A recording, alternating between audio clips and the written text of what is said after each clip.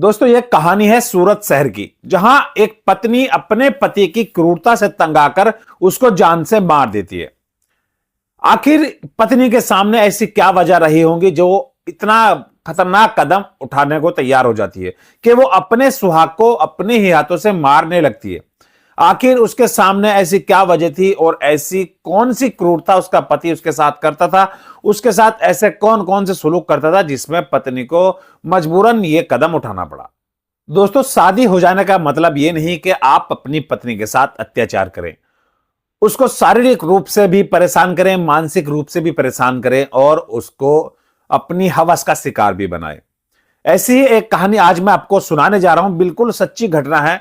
यह सूरत शहर की एकदम सच्ची घटना है जो जनवरी के पहले हफ्ते में हुई, जहां एक व्यक्ति अपनी पत्नी को सेक्स वर्धक गोली खाकर उसको प्रताड़ित करता था, उसके साथ क्रूरता करता था, कई तरह के उसके साथ संबंध बनाता था, उसके साथ जबरदस्ती करता था, उसको मानसिक और शारीरिक तौर पर अपनी पत्नी को प्रताड़ित करता था, उसको परेशान करता था। और इन्हीं हरकतों की वजह से तंग आकर उसकी पत्नी ने आखिरकार इतना बड़ा फैसला लिया कि वो अपने पति को जान से मारने पर तैयार हो गई।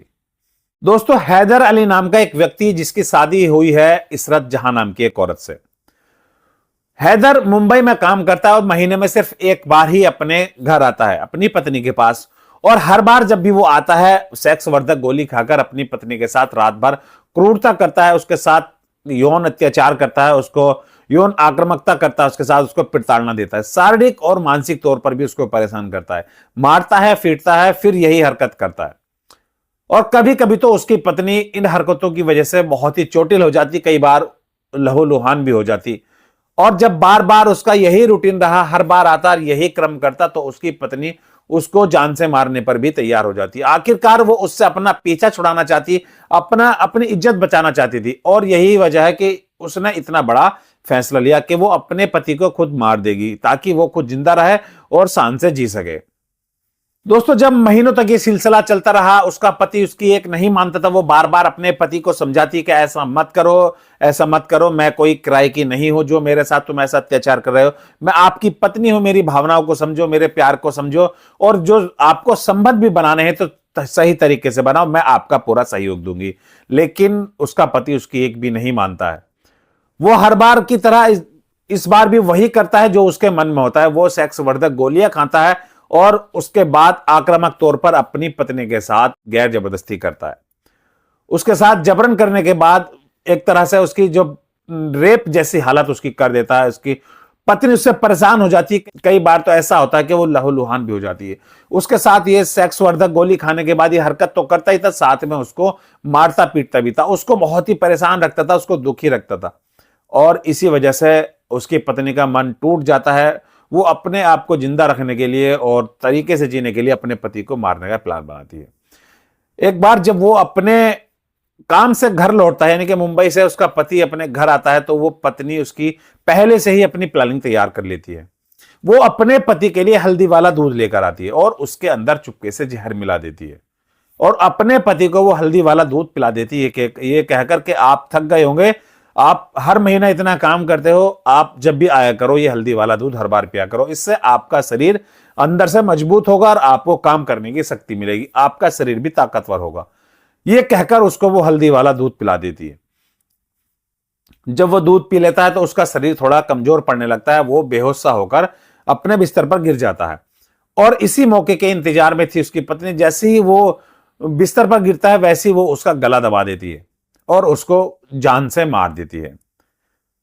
फिर मोहल्ले में बताती है कि देखिए मेरे पति की तबीयत बिगड़ गई है, आखिर इनको क्या हुआ है। उसके घर वालों को भी इस चीज की खबर दी जाती है। जब लड़के के घर वाले आते हैं वो भी देखते हैं कि सबको देखने में नेचुरल डेथ ही लगती है और वो ये भी मान लेते हैं कि शायद ये नेचुरल ही डेथ है, इसकी तबीयत ही खराब हुई होगी। वो अब उस बॉडी को, जो ये पति हैदर अली है, वो असल में सूरत का रहने वाला नहीं, वो वहां रहकर अपने काम को अंजाम देता है। जब उसके घर वाले, लड़के के घर वाले उसका शव लेकर जाते हैं कि इसको हम अपने यहां दफन करेंगे, लेकिन पत्नी इस बात की दबिश डालती है कि नहीं, मैं इसको सूरत में ही दफन करूंगी, अपने इसी शहर में इसको दफनाने की जो रीति रिवाज है वो पूरी करूंगी। तब हैदर के भाई को इस बात पर शक होता है कि आखिर भाभी इसको यहीं रोकने पर क्यों मजबूर है, ऐसी क्या इसकी बात है, ऐसी क्या इनके राज है जो ये अपने पति को यानी कि मेरे भाई को यहां से वहां नहीं ले जाने दे रही है, जबकि अब तो ये एक सिर्फ डेड बॉडी है। क्यों ना हम इसे अपने पैतृक गांव में ही दफनाएं, लेकिन भाभी इस बात के खिलाफ होती है। तो उसके भाई को इस बात पर शक हो जाता है। जो हैदर का छोटा भाई उस बात पर शक कर लेता है और वो चुपके से इस बात की खबर पुलिस को करता है। पुलिस वहां पहुंचती है और बॉडी को पोस्टमार्टम के लिए कस्टडी में ले लिया जाता है। और जब पोस्टमार्टम की रिपोर्ट आती है तब सभी चौंक जाते हैं, क्योंकि उस रिपोर्ट में सीधे लफ्जों में लिखा था कि इसकी जो मौत का कारण है वो जहर है और साथ में ही इसकी दम घुटने की वजह से मौत हुई है। अब पति पत्नी के अलावा उनके साथ कोई नहीं रहता था, तो इस वजह से पत्नी पर ही शक जाता है। पुलिस उसकी पत्नी को गिरफ्तार कर लेती है, यानी कि इशरत को गिरफ्तार कर लेते हैं और गिरफ्तार करके उसको पूछताछ करते हैं, उसको इंट्रोगेशन रूम में ले जाते हैं। कुछ टाइम के लिए तो वो उसको इधर उधर का बहाना बना देती है, पुलिस को बात बात पर घुमाती है, लेकिन जब उसके साथ सख्ती से पूछताछ होती है तो आखिरकार वह टूट जाती है और अपनी सारी कहानी बयां कर देती है कि कैसे उसका पति जब भी छुट्टी पर आता उसके साथ शारीरिक संबंध बनाते टाइम सेक्स वर्धक गोलियां खाता और गोलियां खाकर उसके साथ रेप जैसी हालत करता, यानी कि उसके साथ जबरदस्ती संबंध बनाता, मना करने पर भी नहीं मानता और उसको मारता पीटता, कई तरह की उसको प्रताड़नाएं देता। तमाम उसकी हरकतों को वो झेलती और कई बार तो उसके हालत ऐसी हो जाती कि 8-8 दिन भी बिस्तर से उठ नहीं पाती। जब लगातार ये सिलसिला चलता रहा तो फिर मैंने ये कदम उठाया कि मैं अब इस आदमी से छुटकारा कैसे पाऊं। तभी मेरे दिमाग में प्लान बना कि अगर मैं इसको जान से ही मार दूं तो मैं अपनी जिंदगी जो वो आराम से जी सकूंगी। तब आकर मैंने ये हरकत की और मैंने इसको जहर देकर मार दिया। खैर, उसके गवाहों के सबूत पर और घर वालों की लिखाई कंप्लेंट के अभाव पर पुलिस उसको गिरफ्तार कर लेती है और वो अपना जुर्म भी कबूल कर लेती है और इसी के साथ जो इशरत जहां को जेल में डाल दिया जाता है। तो दोस्तों, इस कहानी से हमें एक सीख जरूर मिलती है कि अगर आपकी शादी हो गई है तो अपने पार्टनर के साथ कभी भी जबरदस्ती ना करें, उसको मानसिक और शारीरिक तौर पर कभी भी प्रताड़ित ना करें। एक स्त्री को कभी भी संभोग की वस्तु ना समझे, उसको प्यार दें, उसकी भावनाओं को समझें और जो आपको ये तरीका है हम बिस्तरी करने का वो तरीके से अंजाम दें, ताकि आपकी पत्नी आपको भी समझे, प्यार करे और आप दोनों के बीच भी हमेशा के लिए प्यार बना रहे।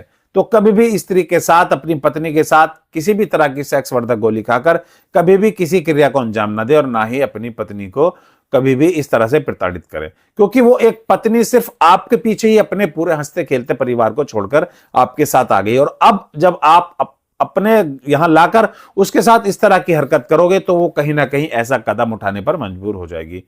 तो दोस्तों, आशा करता हूं वीडियो समझ आई होगी, पसंद आएगी और लाइक और शेयर जरूर करना, साथ ही चैनल को सब्सक्राइब करना बिल्कुल भी मत भूलना। और ऐसी ही और भी रोचक कहानियां, इंटरेस्टिंग कहानियां जानने के लिए और रहस्य से भरी कहानियां जानने के लिए हमारे चैनल को सब्सक्राइब जरूर करना।